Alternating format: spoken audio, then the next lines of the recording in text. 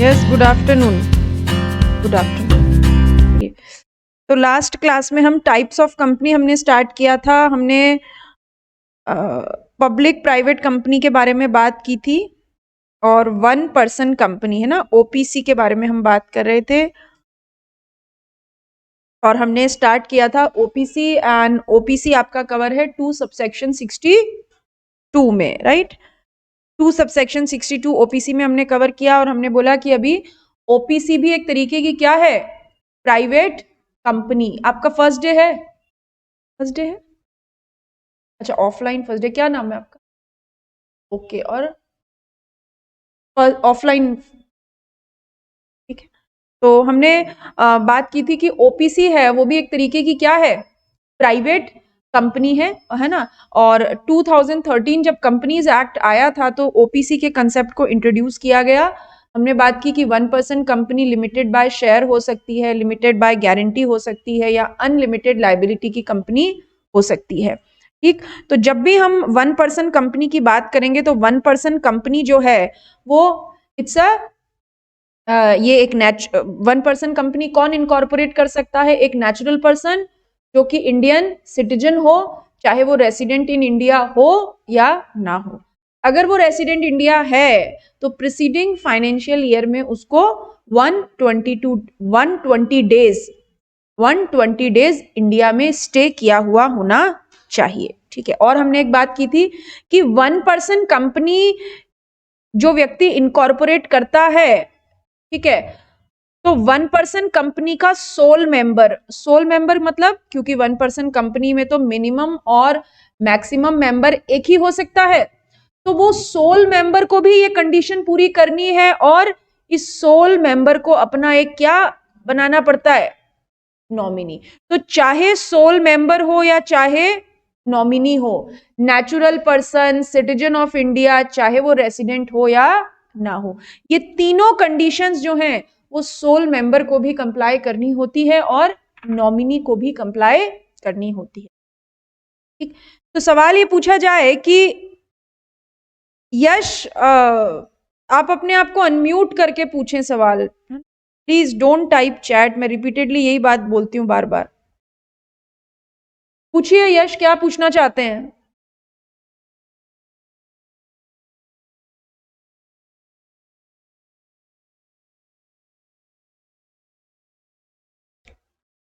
आपका वॉइस नहीं आ रहा है मुझे प्रॉपर, थोड़ा सा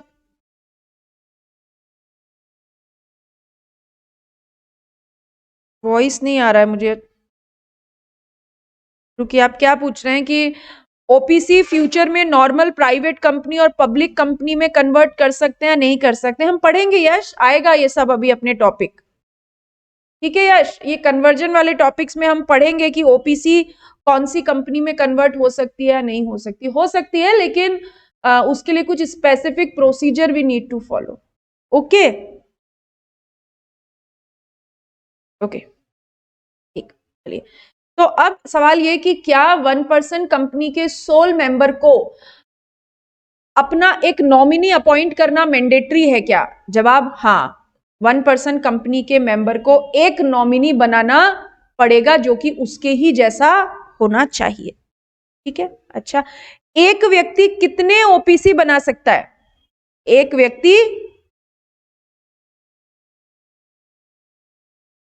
व्यक्ति कितने ओपीसी बना सकता है? तो बोलेंगे एक व्यक्ति एक एक एक व्यक्ति केवल एक ओपीसी बना सकता है, एक से ज्यादा नहीं। यानी अगर आप एक ओपीसी के सोल मेंबर हो तो आप दूसरी ओपीसी के सोल मेंबर नहीं हो सकते, ठीक है। अब जैसे फॉर एग्जांपल एक एबीसी प्राइवेट लिमिटेड है, और एबीसी प्राइवेट लिमिटेड क्या है? OPC, 1% company. यानी 1% कंपनी के नाम के आगे भी क्या लिखा होता है? Private limited. फिर कैसे पता लगेगा कि ओपीसी है या नहीं है? ये बहुत इंपॉर्टेंट बात है कि कैसे पता लगे। अभी कंपनी की कोई शक्ल थोड़ी होती है हमारे आपके जैसे जो सेल्फी में दिखा दे कि भाई मैं ओपीसी हूं या नहीं हूं। तो 1% कंपनी के नाम के नीचे, मतलब जहां भी नाम लिखा होगा उस नाम के नीचे ऐसा ब्रैकेट में लिखा होता है ओपीसी, 1 पर्सन कंपनी। तो ये जो नाम के नीचे ब्रैकेट है, इसे देख के आप आइडेंटिफाई कर सकते हैं कि ओपीसी है, 1% का। तो मानते हैं इस ओपीसी के एक मिस्टर ए, जो कि क्या है, सोल मेंबर, इसके क्या है, सोल मेंबर है। तीनों कंडीशन पूरी करते हैं और इन्होंने ओपीसी बना ली। अब इन्होंने अपना एक नॉमिनी अपॉइंट किया, और ये नॉमिनी कौन था, बबलू, जो इन्हीं के जैसा नेचुरल पर्सन है, इंडियन सिटीजन है, रेजिडेंट होने की कोई खास बात नहीं है तो भी चलेगा, नहीं है तो भी चलेगा, ठीक है। तो मिस्टर ए ने जब बबलू को अपना नॉमिनी बनाया, तो पहली बात, मिस्टर ए अब दूसरी ओपीसी नहीं बना सकते, ठीक है। बबलू क्योंकि मिस्टर ए के नॉमिनी है, मतलब अगर कोई व्यक्ति किसी एक सोल मेंबर ऑफ नॉमिनी का सोल मेंबर का नॉमिनी बन गया, तो वो किसी दूसरे सोल मेंबर का नॉमिनी नहीं बन सकता। मतलब आप बबलू अगर एक 1% कंपनी में नॉमिनी बन गए हैं, तो वो दूसरी 1% कंपनी में किसी के नॉमिनी नहीं बन सकते। यानी आप एक समय पे एक ही बार एक ही ओपीसी इनकॉर्पोरेट कर सकते हो, और एक समय पे एक ही बार किसी ओपीसी के मेंबर के नॉमिनी बन सकते, ठीक है। लेकिन बबलू चाहे कि मैं अपनी एक खुद की ओपीसी बना लूं तो चलेगा।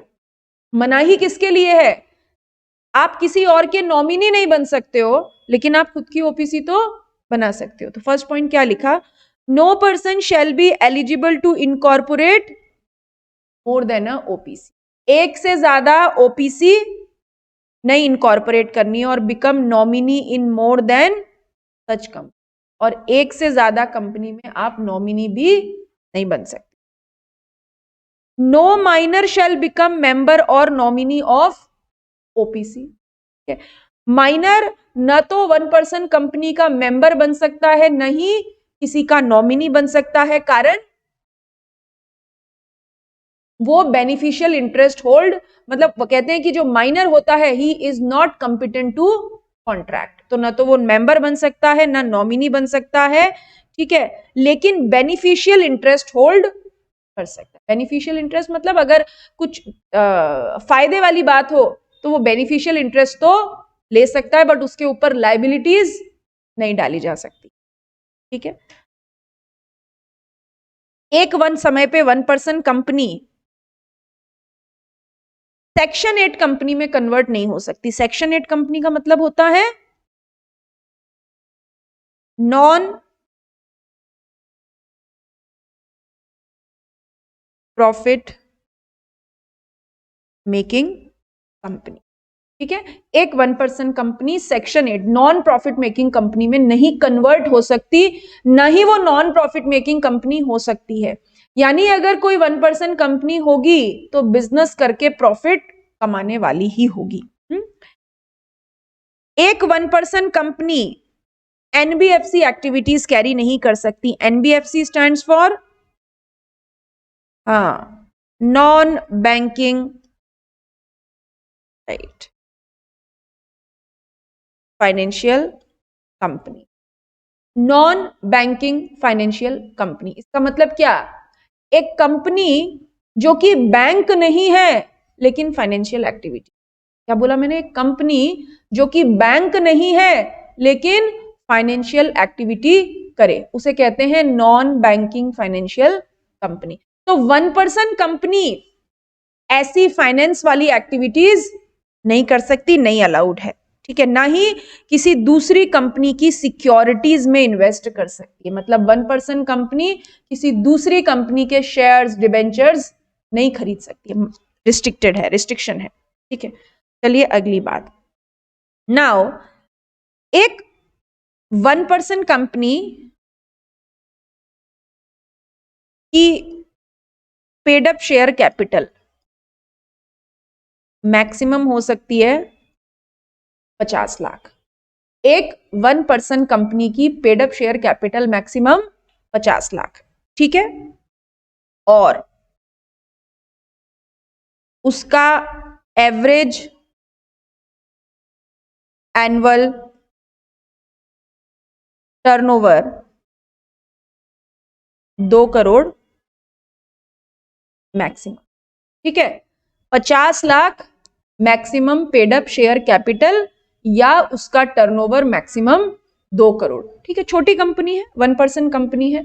अगर paid up share capital 50 lakh से ऊपर हुई तो फिर वो 1% कंपनी का स्टेटस मेंटेन नहीं रख पाएगी।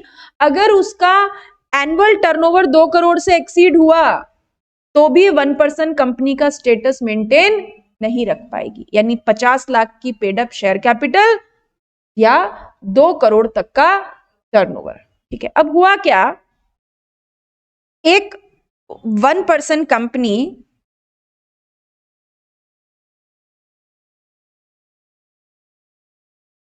ओपीसी, ऐसे बोले, conversion of OPC into other type of company.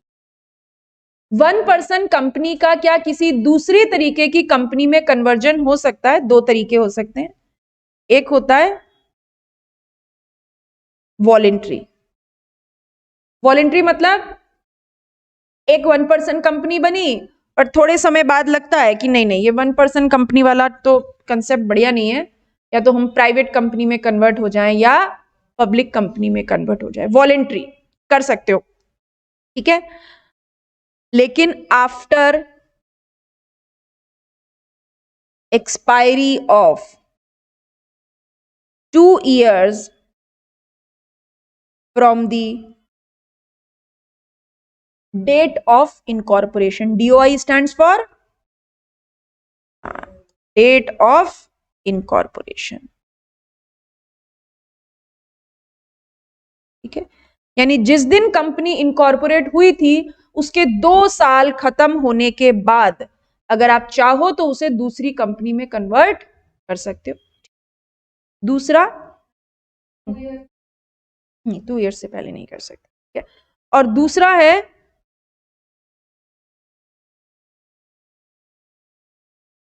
Compulsory. Compulsory conversion कब? हाँ, एक सेकेंड।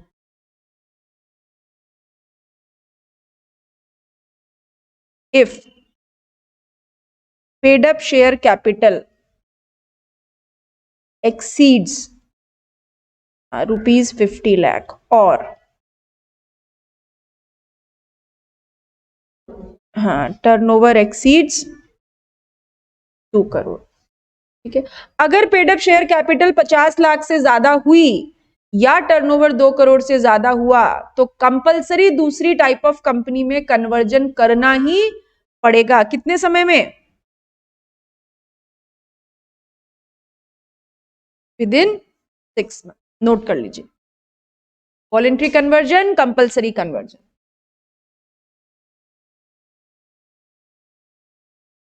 किसी को कोई डाउट है तो बोलो।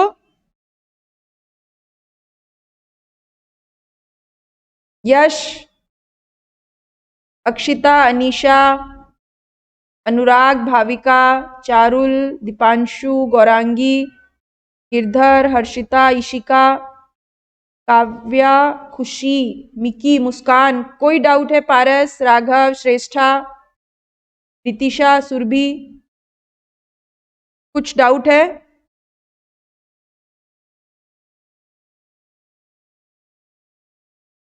कौन सा मिकी? कंपलसरी?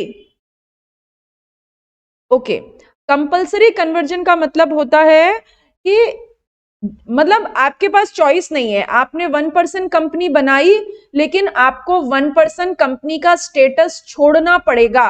छोड़ना पड़ेगा मतलब आप किसी दूसरी टाइप ऑफ कंपनी में कन्वर्ट हो जाइए।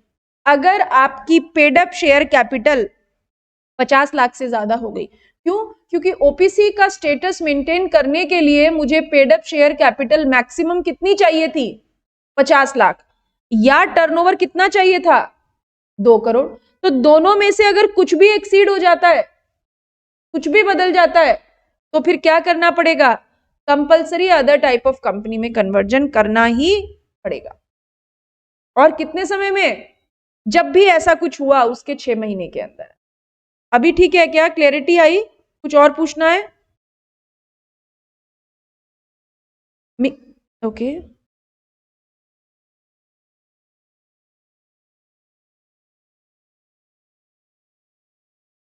डन, लिख लिया?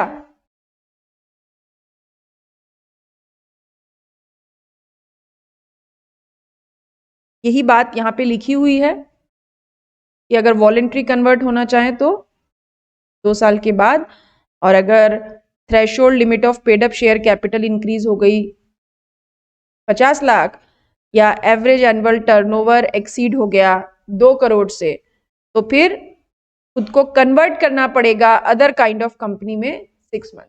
यही बात मैंने आपको एक टेबल फॉर्म में वहां पे नोट करवा दी है, ठीक है। अब अगर 1% कंपनी दूसरी टाइप ऑफ कंपनी में कन्वर्ट हुई तो उसको उसके एमओए और एओए, याद है MOA memorandum of association, AOA article of association को भी बदलना पड़ेगा। और जिस दिन ओपीसी का स्टेटस आपने छोड़ा उसके कितने दिन में? 60 दिन के अंदर अंदर, 60 डेज के अंदर अंदर आपको ये बात किसको बतानी है?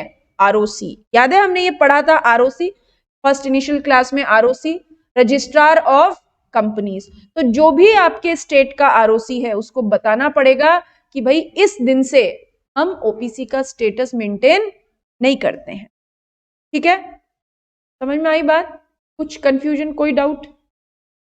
Now benefits of OPC. It is a revolutionary concept of OPC. क्यों? क्योंकि इंडिविजुअल एंटरप्रेन्योर्स को बढ़ावा मिलता है, ठीक।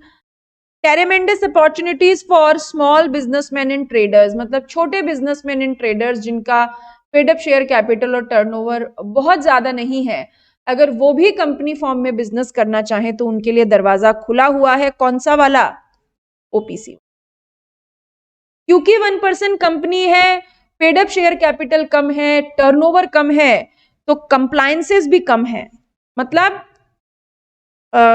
In terms of returns, in terms of filing बहुत कम, ऑडिट वगैरह की कोई खास जरूरत नहीं होती, बहुत कम इनकी कंपनीज एक्ट की कंप्लायंसेस है, ठीक है। हम अदर एक्ट की बात नहीं करते। अब यहाँ पे हम एक बात टॉपिक पे बात करेंगे, नॉमिनी। एक बात बताइए, जैसे हमने बोला कि एबीसी लिमिटेड के सोल मेंबर थे मिस्टर ए, और ए ने अपना नॉमिनी किसको बनाया था? बबलू को। तो क्या करें? ए ने डिसाइड किया कि बबलू बढ़िया है तो बबलू को नॉमिनी बनाएंगे। क्या करें? बबलू को 2-4 घूंसे मारे, डराएं धमकाएं और बोले कि ठीक हाँ कर, नॉमिनी बनता है या नहीं बनता? नहीं ना। मतलब आप अगर सोल मेंबर हो किसी ओपीसी के और आप किसी व्यक्ति को नॉमिनी बनाना चाहते हो तो that person must be willing होना चाहिए, और आपको उसकी क्या लेनी पड़ेगी? रिटर्न, प्रायर रिटर्न कंसेंट लेनी पड़ेगी। चलिए मान लीजिए 2-4 मुक्के भी नहीं पड़े और बबलू ने अपनी इच्छा से बोल दिया कि हाँ ठीक है मैं आपका नॉमिनी बनना चाहता हूं, लेकिन थोड़े दिन बाद ये बबलू भैया का मन ना बड़ा चंचल है, पलट गया, बोले नहीं मुझे आप अच्छे नहीं लगते हो मिस्टर ए, अब मैं आपका नॉमिनी नहीं रहना चाहता। फिर क्या करे? नॉमिनी अपनी कंसेंट को क्या कर सकता है? विड्रॉ। ने लिख के बोला था ना हाँ बनना चाहता हूं, अभी नहीं रहना चाहता है तो अपनी कंसेंट को क्या कर सकता है? विड्रॉ। ठीक है, चलिए अब नॉमिनी अगर अपनी कंसेंट विड्रॉ करे तो किसे बताए? किसे बताए? मेंबर को। किसे बताए? मेंबर को। ठीक है, अब मेंबर क्या करे? बिल्कुल नॉमिनी तो रखना जरूरी है, that is compulsory condition for being an OPC. तो मेंबर क्या करेगा? मानते हैं? मेंबर क्या करेगा? अदर नॉमिनी को अपॉइंट करेगा। मेंबर अदर नॉमिनी को अपॉइंट करेगा, ठीक है। अब मेंबर अदर नॉमिनी को अपॉइंट कर लिया, भाई पहले बबलू थे अब बबलू के भाई डब्लू हो गए, किसको बताए ये बात? मेंबर किसको बताए ये बात? नहीं, OPC company separate legal entity है, कंपनी की एग्जिस्टेंस है, तो मेंबर ये बात किसे बताएगा? ओपीसी को बताएगा। और ओपीसी ये बात किसे बताएगी? रजिस्ट्रार को। मतलब नॉमिनी ने ना बोली तो मेंबर को बताया, मेंबर ने दोबारा एक नया नॉमिनी अपॉइंट किया और ये बात किसे बताई? ओपीसी को। और ओपीसी एक बात किसे बताएगी? आरओसी। कि मेंबर डायरेक्टली आरओसी के पास नहीं जाता, मेंबर की दौड़ कहां तक? कंपनी तक। ठीक, देखिए क्या लिखा है, the sole member shall nominate another person. Bablu की जगह नया नॉमिनी कितने दिन में अपॉइंट करेंगे? 15 दिन में। ठीक है, और इंटीमेशन किसको भेजेगा? कंपनी को। और कंपनी ये बात आरओसी को कितने दिन में बताएगी? 30 डेज में। यहां तक कोई डाउट? और अगर मिस्टर ए की डेथ हो गई तो ऑटोमेटिकली मेंबर कौन बन जाएगा? नॉमिनी, बबलू। ठीक, बिल्कुल। चलिए ये पेनल्टी हटा दीजिए, ठीक, नहीं पढ़नी है। ओके, एंड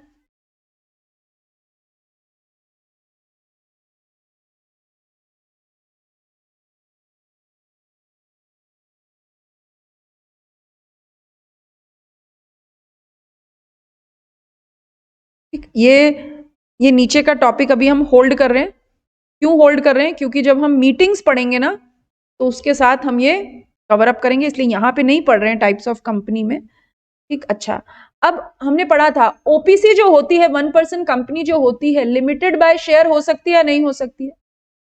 हो सकती है। तो ओपीसी जब शेयर इशू करेगी, किसको करेगी? अपने सोल मेंबर को। और उसको शेयर सर्टिफिकेट मिलना चाहिए, नहीं मिलना चाहिए? मिलना चाहिए। और शेयर सर्टिफिकेट पे क्या लगी होगी? सील। कौन सी वाली सील? बिल्कुल ठीक, कॉमन सील। कॉमन सील, ठीक है।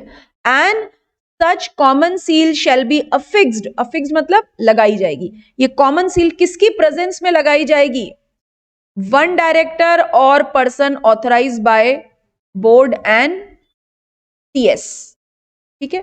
And in case of OPC does not have common seal, share certificate shall be signed by the person in presence of whom the seal required to be affixed। इस बात का मतलब क्या कि देखिए share certificate है, शेयर सर्टिफिकेट पे क्या लगाई जाएगी?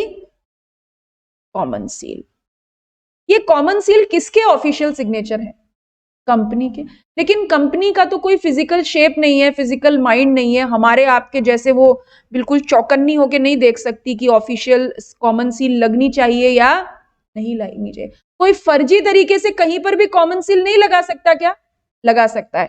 तो कॉमन सील जब भी लगाई जाती है उसकी एक खास बात होती है, कॉमन सील लगाने को हम टेक्निकली बोलते हैं अफिक्स। कॉमन सील अफिक्स की जाती है इन फ्रंट ऑफ विटनेस, गवाहों के सामने। कॉमन सील अफिक्स की जाती है इन फ्रंट ऑफ विटनेस। ठीक है, अब विटनेस कौन बनेगा? कौन बनेगा विटनेस? वन डायरेक्टर, ठीक है, और सीएस। वन डायरेक्टर और सीएस। कॉमन सील लगाई जाएगी एक डायरेक्टर के द्वारा या फिर एक सीएस की प्रेजेंस में। ठीक है, अच्छा, अब मान लीजिए कि कंपनी में सीएस ना हो तो पर्सन ऑथराइज्ड बाय बोर्ड। एक जिम्मेदार व्यक्ति को बोर्ड ऑथराइज कर देगा। ठीक है, तो एक डायरेक्टर या फिर एक सीएस, कोई भी हो, उनकी प्रेजेंस में कॉमन सील लगा दी जाएगी। अब मान लीजिए कॉमन सील ही ना हो, कंपनी के पास नॉट हैविंग कॉमन सील। हमने पढ़ा था ना कि कभी कभी ऐसा होता है जब कंपनी कॉमन सील मेंटेन नहीं करती है, तब डॉक्यूमेंट कौन साइन करता है? One director and one CS या फिर टू डायरेक्टर्स। ठीक है, लेकिन यहां पर मामला दूसरा है। यहां पर बोला कि अगर कॉमन सील नहीं है तो जिन लोगों की प्रेजेंस में कॉमन सील लगाई थी वही साइन कर देंगे। मतलब जब कॉमन सील लग रही थी तो गवाह कौन बना था? एक डायरेक्टर या एक सीएस। अगर अब कॉमन सील नहीं है तो कॉमन सील की जगह कौन साइन कर देगा? 1 डायरेक्टर या 1, ठीक है। तो कॉमन सील के लिए बोला कि 1% कंपनी जब शेयर सर्टिफिकेट इशू करेगी तो कॉमन सील इनकी प्रेजेंस में लगाएगी। अगर कॉमन सील नहीं लगानी तो जिनकी प्रेजेंस में कॉमन सील लग रही थी वही लोग साइन कर देंगे और मान लिया जाएगा कि कॉमन सील लग गई। बात समझ में आई? ठीक, कुछ डाउट है तो बोलो। ठीक, और 1% कंपनी का जो एनुअल रिटर्न है, एनुअल रिटर्न क्या होता है? ये इनकम टैक्स रिटर्न नहीं होता है, ठीक है, it is not income tax return. Companies act के हिसाब से हर कंपनी को साल में एक रिटर्न किसके पास फाइल करना होता है? एमसीए ना, कंपनीज के पापा, मिनिस्ट्री ऑफ कॉर्पोरेट अफेयर्स। तो मिनिस्ट्री ऑफ कॉर्पोरेट अफेयर्स के पास एक रिटर्न सबमिट करना होता है और ओपीसी के केस में ये रिटर्न को कौन साइन करेगा? सीएस। और मान लीजिए सीएस नहीं है तो डायरेक्ट। ठीक, इस लाइन को मैं अभी होल्ड कर रही हूं, पोस्टल बैलेट वाली लाइन को अभी नहीं पढ़ा रही हूं। कोई डाउट है तो बोलिए। कुछ कंफ्यूजन है किसी भी तरीके का तो प्लीज आस्क। जो ऑनलाइन स्टूडेंट्स हैं उनको कोई डाउट है तो बोलिए। श्रुति, श्रेष्ठा, सुरभि, तरुण, विदुषी, राघव, पारस, निशांत, मनस, हेमंत, कोई डाउट, कोई कंफ्यूजन?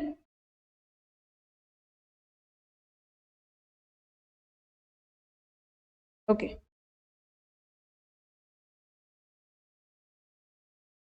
ये था हमारा 1% कंपनी। अब ऐसी ही एक कंपनी है, पहले पढ़ेंगे।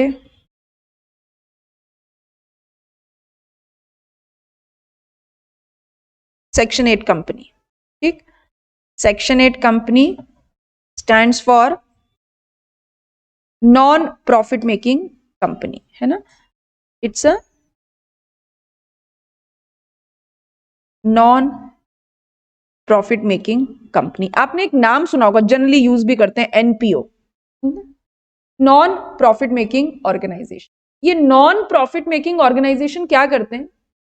ये काम करते हैं लेकिन पैसा नहीं कमाते। पैसा नहीं कमाते इन सेंस इनका प्रॉफिट कमाने का इंटेंशन नहीं होता। तो जो भी एनपीओ बनते हैं वो 3 तरीके से बन सकते हैं। एक बनते हैं ट्रस्ट के फॉर्म में, ये ट्रस्ट एक्ट 1948 में रजिस्टर होता है।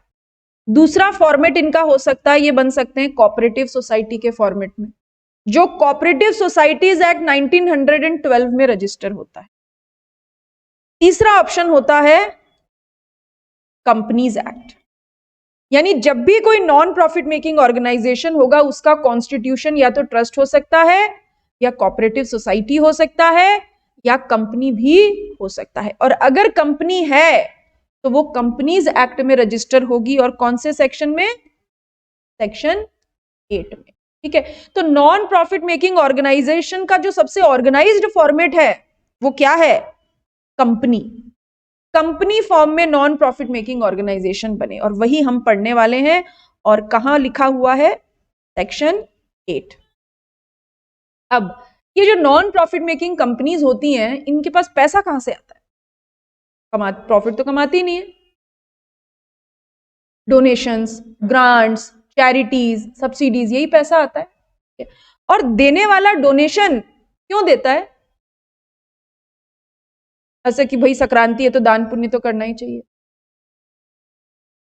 मतलब कुछ ऑब्जेक्ट्स के लिए, जैसे जैसे अगर मान लीजिए आपको चैरिटी करनी है, आपका मन आ गया कि आप मुझे चैरिटी करनी है, खुद सोच के देखिए, आप ये सोचेंगे या नहीं सोचेंगे कि मेरा पैसा कहाँ लग रहा है। मतलब आपको या तो लगेगा कि नहीं मैं किसी हॉस्पिटल में चैरिटी करूं ताकि गरीब लोगों का इलाज हो, या आपको लगेगा कि मैं एजुकेशन सेक्टर में पैसा दूं ताकि अनप्रिविलेज जो अंडर प्रिविलेज्ड बच्चे हैं उनको पढ़ाई करने का मौका मिले।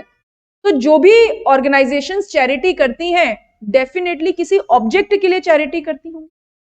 वो पैसा उस ऑब्जेक्ट में ही लगे, ये जरूरी है या नहीं है? है ना, जरूरी है। ठीक, तो इसके लिए अगर सेक्शन 8 कंपनी बन रही है, नॉन प्रॉफिट मेकिंग कंपनी बन रही है, तो क्या करना पड़ता है? सेंट्रल गवर्नमेंट से लाइसेंस। ये बड़ी इंपॉर्टेंट कंडीशन है, एमसीक्यू के पॉइंट ऑफ व्यू से भी इंपॉर्टेंट। सेक्शन 8 कंपनी बनाने के लिए क्या करना होता है? सेंट्रल गवर्नमेंट से लाइसेंस लेना पड़ता है। और सेंट्रल गवर्नमेंट ऐसे नहीं किसी को भी लाइसेंस दे देगी, सेंट्रल गवर्नमेंट लाइसेंस तब देगी जब ये 1, 2, 3 कंडीशंस पूरी होंगी। पहली कंडीशन, सेंट्रल गवर्नमेंट ये देखेगी कि आप जो सेक्शन 8 कंपनी बना रहे हैं उसका ऑब्जेक्ट क्या है। Promotion of commerce, arts, science, sports, education, research, social welfare, religion, charity, protection of environment और एनी सच अदर ऑब्जेक्ट। ये जब बोलते ना एनी सच अदर, मतलब बहुत लंबा दायरा कर दिया। Environment, sports, safety, social welfare, education, arts, commerce, science, religion, किसी भी इसी तरीके का ऑब्जेक्ट होना चाहिए। एंड पहली बात ये, सेंट्रल गवर्नमेंट लाइसेंस देते समय पहली कंडीशन ये चेक करेगी। दूसरी, ये चेक करेगी कि आप जो भी as a non profit making company कमाएंगे उस पैसे को वापस कहां लगा देंगे? उन्हीं ऑब्जेक्ट्स में, उन्हीं ऑब्जेक्ट्स में आप पैसा लगा देंगे। And prohibit the payment of any dividend to its. और नॉन प्रॉफिट मेकिंग कंपनी के ऊपर प्रोहिबिशन है डिविडेंड। डिविडेंड क्या होता है? कंपनी जो भी प्रॉफिट कमाती है वो उसका कुछ हिस्सा अपने शेयर होल्डर्स में बांट देती है, लेकिन non profit making company dividend नहीं बांट सकती। तो जब सेंट्रल गवर्नमेंट लाइसेंस देखेगी 3 बातें चेक करेगी। पहला, स्पेसिफिक ऑब्जेक्ट। दूसरी बात, non profit making company profit कमा के उन्हीं में पैसा, उन्हीं ऑब्जेक्ट्स में पैसा लगा देगी। और तीसरी बात, डिविडेंड प्रोहिबिटेड है। अगर ये तीनों शर्तें पूरी हुई तो सेंट्रल गवर्नमेंट बोलेगी जा सिमरन जी ले अपनी जिंदगी, और क्या कर देगी? नॉन प्रॉफिट मेकिंग कंपनी बनाने का लाइसेंस दे देगी। ठीक है। नाउ ये जो नॉन प्रॉफिट मेकिंग कंपनी होती है ये पब्लिक कंपनी के सारे प्रिविलेजेस एंजॉय करती है। पब्लिक कंपनी के प्रिविलेजेस एंजॉय करना मतलब जैसे पब्लिक कंपनी को जो ऑब्लिगेशंस हैं, जो प्रिविलेजेस कंपनीज एक्ट ने दिए हैं, वो नॉन प्रॉफिट मेकिंग कंपनी को भी मिलते हैं। लेकिन फूल के साथ कांटे भी होते हैं, तो केवल पब्लिक कंपनी के प्रिविलेजेस ही नहीं मिलेंगे, पब्लिक कंपनी के ऑब्लिगेशंस भी पूरे करने पड़ेंगे। और अब जब सेंट्रल गवर्नमेंट लाइसेंस दे रही है तो लाइसेंस देते समय कुछ शर्तें लगाएगी या नहीं लगाएगी? लगाएगी ना, शर्तें तो लगाएगी कि ये काम ऐसा करोगे वैसा करोगे, तो वो लाइसेंस की शर्तों को भी पूरा करना पड़ेगा। ठीक है। अब क्योंकि ये कंपनी प्रॉफिट तो कमाने वाली ही नहीं है, तो गवर्नमेंट भी ये कहती है कि जब non profit making company registered होगी तो उसके ऊपर कोई स्टैंप ड्यूटी का पेमेंट, अदरवाइज जब भी कंपनी रजिस्टर होती है स्टैंप ड्यूटी लगती है, लेकिन अगर non profit making company register हो रही है तो फिर कोई स्टैंप ड्यूटी का पेमेंट नहीं करना पड़ेगा। नॉन प्रॉफिट मेकिंग कंपनी मोह माया से परे है, तो बोले न तो नाम के आगे लिमिटेड लगेगा ना प्राइवेट लिमिटेड। ठीक है। ना शर्मा जी लगेगा, ना मिश्रा जी लगेगा, ना पांडे जी लगेगा, बस अमन। अमन का मतलब अमन कौन? अमन पांडे है, मिश्रा है, शर्मा है, सिन्हा है, बंसल है, कुछ भी नहीं पता, नो सरनेम। यानी नाम से आप पता ही नहीं लगा सकते कि ये non profit making organisation trust है, कोऑपरेटिव सोसाइटी है या कंपनी है। आपको कॉन्स्टिट्यूशनल डॉक्यूमेंट देखना पड़ेगा तभी पता चलता है। ठीक है। अच्छा, अब क्योंकि सेंट्रल गवर्नमेंट ने लाइसेंस दिया था तो कुछ पर्टिकुलर ऑब्जेक्ट के लिए दिया था और शर्तें भी लगाई थी, ये काम ऐसा करोगे या वैसा करोगे। तो अब अगर एमओए एओए को चेंज करना है, कंपनी के कॉन्स्टिट्यूशन को या डेली रूल्स एंड रेगुलेशन को चेंज करना है, तो सीजी से पूछे या ना पूछे? पूछे। तो एमओए एओए को चेंज करने के लिए किसकी प्रायर अप्रूवल? ठीक है। एक फर्म सेक्शन 8 कंपनी की मेंबर हो सकती है, यानी एक पार्टनरशिप फर्म चाहे तो सेक्शन 8 कंपनी के रजिस्टर ऑफ मेंबर में एंटर हो सकती है। ठीक है। अच्छा, अगर सेंट्रल गवर्नमेंट की लाइसेंस की शर्तें नहीं मानी तो क्या करें? मार दिया जाए या छोड़ दिया जाए? मार दिया जाए, मार दिया जाए, ठीक है। अगर सेंट्रल गवर्नमेंट की बात नहीं मानोगे, लाइसेंस ले लिया और शर्तें पूरी नहीं कर रहे हो, तो सेंट्रल गवर्नमेंट क्या करेगी, लाइसेंस को रिवोक, वापस कर लेगी और ऑर्डर दे सकती है कि इस सेक्शन 8 कंपनी का वाइंडिंग अप कर दिया जाए, या बोलेगी सेक्शन 8 कंपनी को किसी दूसरी सेक्शन 8 कंपनी में अमलगमेट कर दो, मतलब मर्ज कर दो, ठीक है। एक और खास बात, एक नॉन प्रॉफिट मेकिंग कंपनी का अमलगमेशन दूसरी नॉन प्रॉफिट मेकिंग कंपनी में ही हो सकता है ना। एक नॉन प्रॉफिट मेकिंग कंपनी का अमलगमेशन दूसरी नॉन प्रॉफिट मेकिंग कंपनी में ही हो सकता है। और अगर सेक्शन 8 कंपनी के अफेयर्स को फ्रॉडुलेंटली कंडक्ट किया गया, तो जो भी ऑफिसर इन डिफॉल्ट है, मतलब जो भी रिस्पॉन्सिबल पर्सन है, he shall be liable under section 447। ये बार बार नाम आएगा 447, लिख लो, it is penalty for fraud. ये जो 447 सेक्शन है, it is penalty for fraud, है ना। अगर कंपनीज एक्ट में कहीं पर भी फ्रॉड वाली बात आएगी, तो डायरेक्ट एक सेक्शन आपके ऊपर लगा दिया जाएगा, that is called section 447, penalty for fraud. यही पढ़ेंगे और पेनल्टी वेनल्टी नहीं पढ़ेंगे।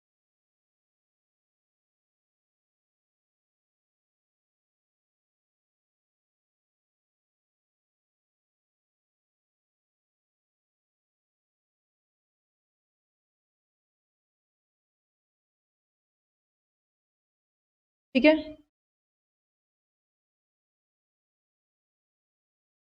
इसको कर रही हूं होल्ड, क्योंकि हम पढ़ेंगे इस टॉपिक को चैप्टर 3 के साथ, इनकॉर्पोरेशन के साथ। जब हम incorporation of rest of the companies पढ़ेंगे, तो सेक्शन 8 कंपनी का भी इनकॉर्पोरेशन साथ साथ पढ़ेंगे, ठीक है।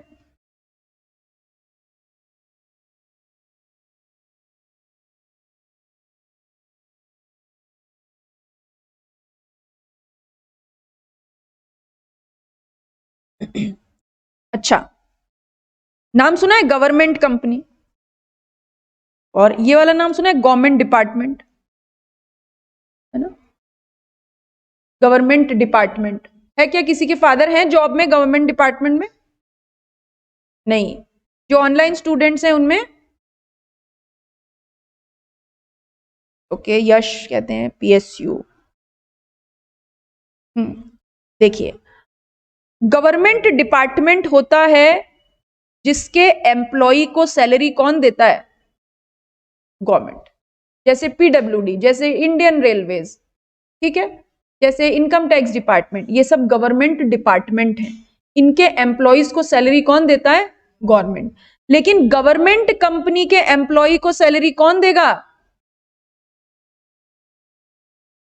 कंपनी देगी, है ना। गवर्नमेंट कंपनी अपने आप में सेपरेट लीगल एंटिटी है, अपना खुद कमाती है और अपने एम्प्लॉयज को भी सैलरी देती है। फिर इसके नाम के आगे गवर्नमेंट क्यों लगा? क्योंकि हाँ, इस गवर्नमेंट कंपनी में जो इसका 51% पैसा है, वो किसने लगाया है?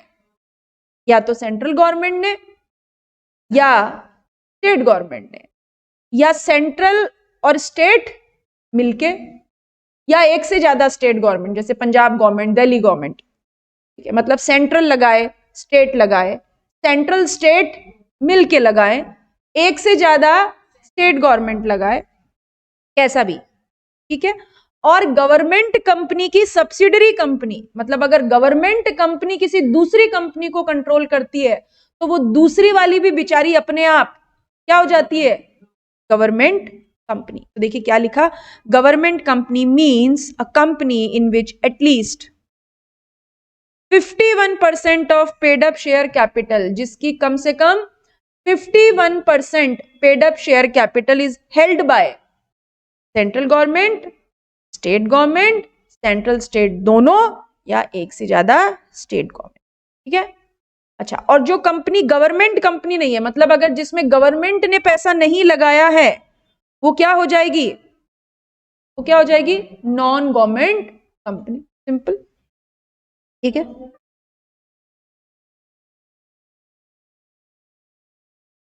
नहीं नहीं, ऐसा नहीं, अगर 51 नहीं है तो नॉन गवर्नमेंट है, 51 नहीं है तो नॉन गवर्नमेंट है। जैसे गवर्नमेंट कंपनी के एग्जांपल BSNL है, HPCL है, कोल इंडिया है, NTPC है, ठीक है, EIL, ये वो कंपनीज हैं जिनके नाम लेते ही आपके चेहरे पे चमक आनी चाहिए, क्योंकि यही कंपनीज हैं जो आपको 12 लाख, 16 लाख, 18 लाख रुपए पैकेज देंगी 3 साल में CMA करने के बाद, ठीक है। इन्हें बहुत अच्छे लगते हैं कॉस्ट एंड मैनेजमेंट अकाउंटेंट्स इन कंपनियों को, ठीक है। और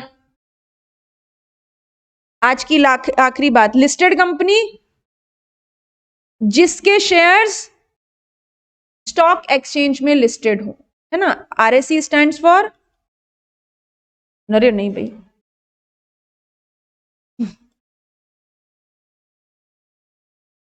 रिकॉग्नाइज्ड स्टॉक एक्सचेंज। इंडिया में 2 रिकॉग्नाइज्ड स्टॉक एक्सचेंज, BSE और NSE, Bombay stock exchange, national stock exchange. तो जिनकी कंपनी के शेयर वहां लिस्टेड हैं वो लिस्टेड कंपनी, और जिसके लिस्टेड कंपनी नहीं है वो अनलिस्टेड कंपनी। बस बहुत आसान, बहुत सिंपल।